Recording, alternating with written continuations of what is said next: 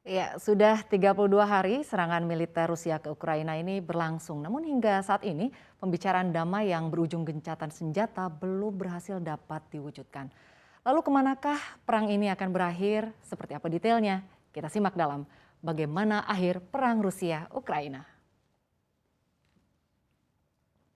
Ya, update terbaru dari konflik geopolitik Rusia dan Ukraina adalah pernyataan Presiden Ukraina Volodymyr Zelensky yang siap menjadi negara non-blok alias netral sebagai bagian dari kesepakatan damai dengan Rusia.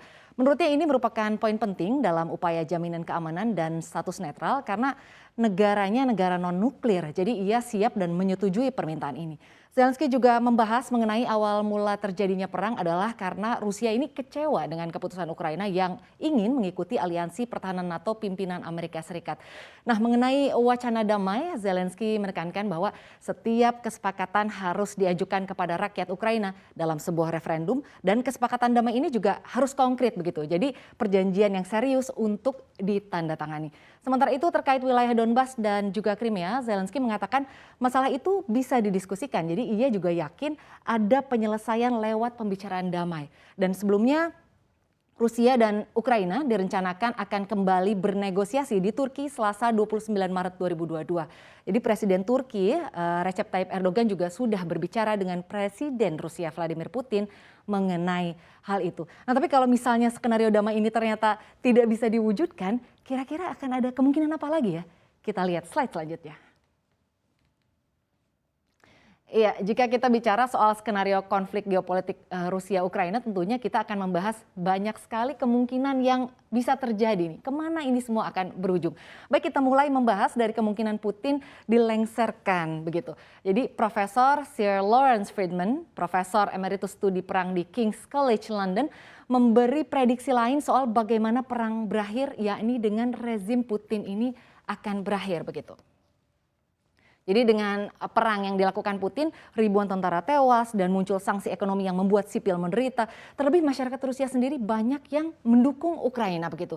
Ini dapat membuat Putin kehilangan posisi dan dukungan dari rakyatnya sendiri. Nantinya ada kemungkinan ancaman revolusi rakyat begitu. Meski menggunakan pasukan keamanan internal Rusia untuk menekan oposisi itu, Putin tetap terdesak karena cukup banyak anggota militer Rusia, elit politik dan juga ekonomi berbalik melawannya. Dan menjelaskan bahwa jika Putin pergi dan digantikan oleh pemimpin yang lebih moderat, maka Rusia akan melihat pencabutan beberapa sanksi dan pemulihan hubungan diplomatik yang normal begitu. Lalu selanjutnya kita lihat ada kemungkinan perang dapat terjadi di luar perbatasan Ukraina.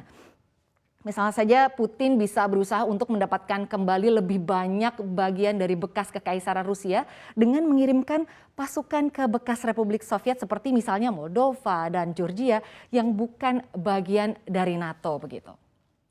Dan jika Putin menghadapi kekalahan di Ukraina, bisa jadi ia memperpanjang serangannya ke wilayah lain dan Putin telah menempatkan pasukan nuklirnya pada tingkat siaga yang lebih tinggi.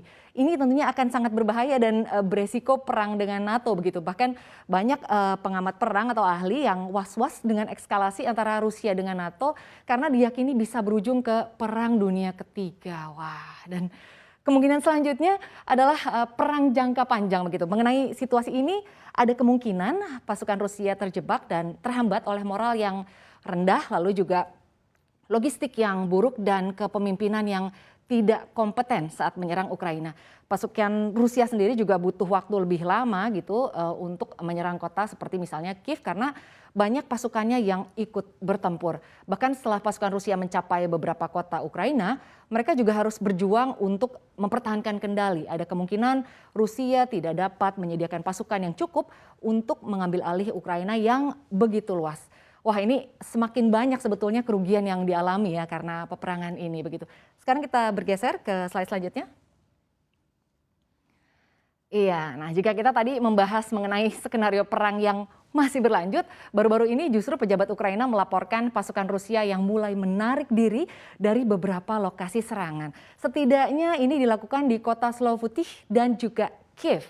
Mengutip CNBC Internasional, wali kota Slovutich mengatakan pasukan Rusia telah meninggalkan kota pusat pembangkit listrik tenaga nuklir atau PLTN Chernobyl tersebut. Hal sama juga dikatakan angkatan bersenjata Ukraina di Kiev ya, bahwa beberapa pasukan Rusia telah ditarik dari wilayah itu ke Belarus. Namun meski penarikan terjadi, sejumlah pejabat lain tetap mencatat pertempuran masih berlanjut di Ukraina, terutama pada infrastruktur militer penting. Ya, semoga saja dengan ditariknya tentara Rusia dari Ukraina dan kabar bahwa Zelensky siap menjadi negara non-blok alias netral sebagai bagian dari kesepakatan damai dengan Rusia, upaya damai ini akan terwujud. Karena konflik yang berkepanjangan ini pun tentunya dapat menimbulkan banyak sekali kerugian. Gak cuma di Ukraina dan Rusia, tetapi bisa meluas ke negara-negara lainnya di dunia.